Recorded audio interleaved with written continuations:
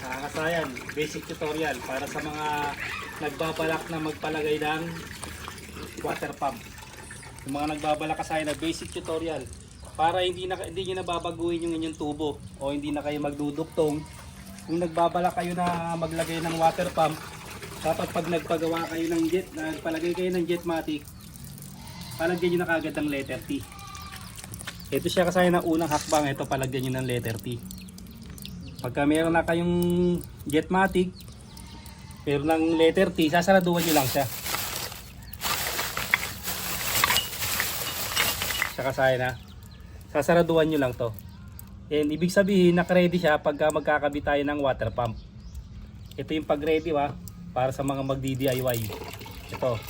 Ngayon kasayan, kung halimbawa, meron ka nang nabiling water pump, ito yung inayos natin na water pump ito yung nabili natin na halagang 500. Ito yung nabili natin halagang 500. Nagpalit lang tayo ng capacitor. May video tayo dyan at gumana na siya. Testing natin yan. Pero ito, ang tutorial muna natin yung basic lang na maaaring gawin ng mga baguhan na magdi-DIY din na katulad ko. Ayan siya kasayan, letter T tapos ito yung takip niya.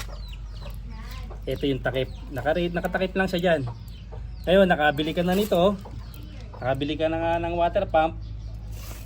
Saka ka maglalagay ngayon nito ng gate valve. Kung plastic PVC naman yung gagamitin mo, ito. Pwede mong gamitin itong ball valve. Yung ball valve niya. Importante kasi rito, yung poso natin hindi maapektuhan. Yung ating Jetmatic, hindi siya maapektuhan. Kasi kung wala ka nito, tapos magka-assemble ka, magkakabit ka, magpapatay-patayo yung poso kasi sisingaw siya dito. Kaya kailangan natin, ito yung pinaka-importanting part. Dito, wag muna tayo dito Ito na yung mag-assemble ka. Yung dito na yung mag-ano ka na rito. Mag-assemble ka na ng mga tubo. Dito, ito na yung pag nakabili ka, ito na yung una mong gagawin. Lalagyan mo na nito ng saraduan para habang gumagawa ka, magagamit mo pa rin ng maayos yung Jetmatic. Ay siya kasayan Kasi ito, pag wala ka nito, halimbawa wala ka dyan nag-aayos ka, sisingaw yung natin sisingaw yung ating poso, mamamatay. Mamamatay yung poso natin. Bubuhayin pa natin siya.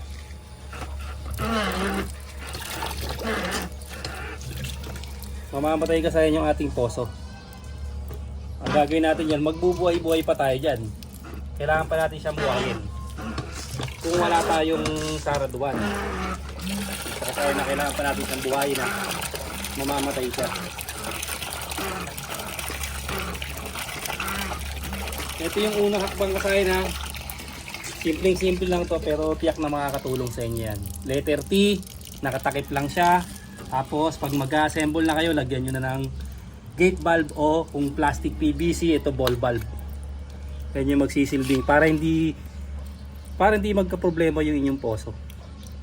Tuloy-tuloy pa rin ang inyong tuloy-tuloy pa rin ang inyong pagbobomba ng tubig, pagkuha ng tubig, pag-iigib. Tuloy-tuloy pa rin pag-iigib. Susunod natin dito kasayan yung pagpa 500 natin, natin. Ikakapit naman natin ng simpleng paraan lang siya. Plastic lang muna kasi may mga pwedeng PVC, pwedeng heavy duty na mga GI pipe. Hanggang dito na lang mga kasayan. Salamat sa panonood.